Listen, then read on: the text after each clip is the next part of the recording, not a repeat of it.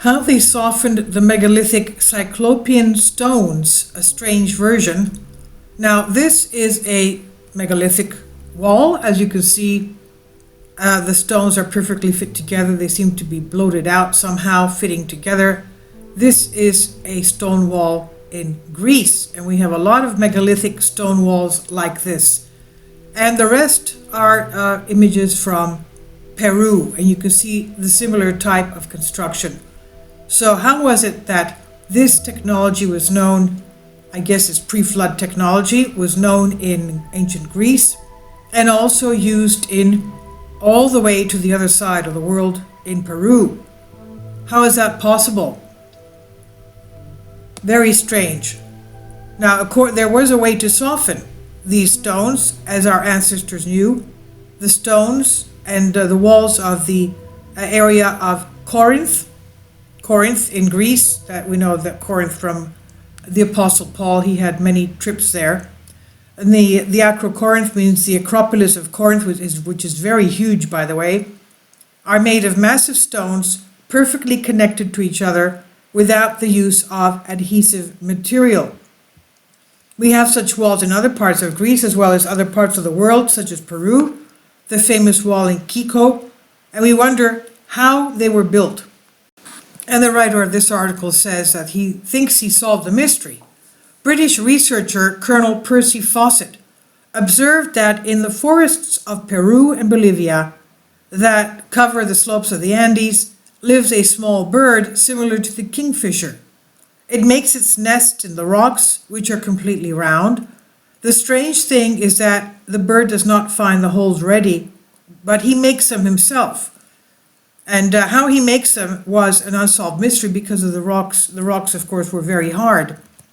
But British researcher Colonel Percy Fawcett observed the bird with a plant leaf, which it had in its beak, rubbed the surface of the stone in a circular motion until the leaf dissolved.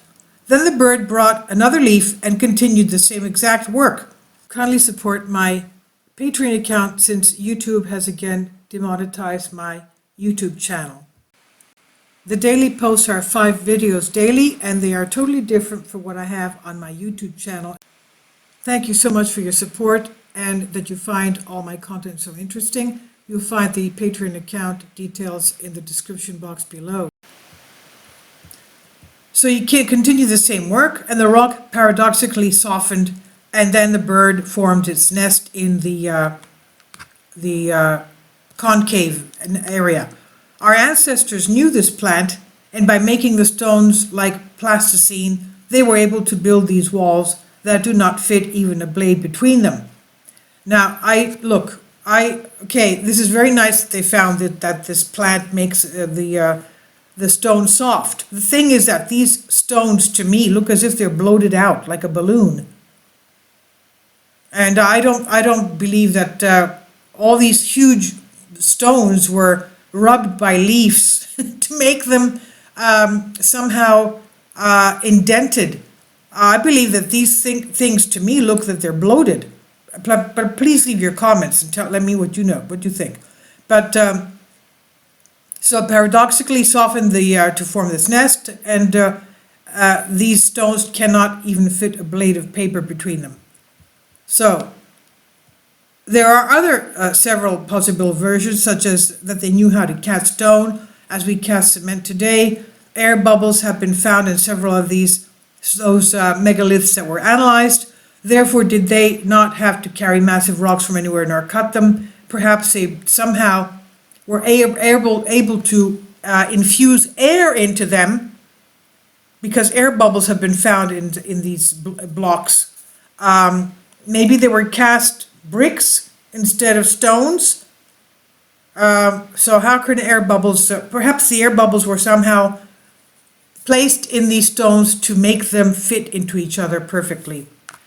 Anyway, this is by Panayotis Darivas, and the original Greek photo of the stones that I told you were Greek are a photo of the Acropolis of Corinth, and you can see that to me they seem bloated out. But please leave your comments. Thank you for your support. So this is technology that we still don't know of today, ancient technology.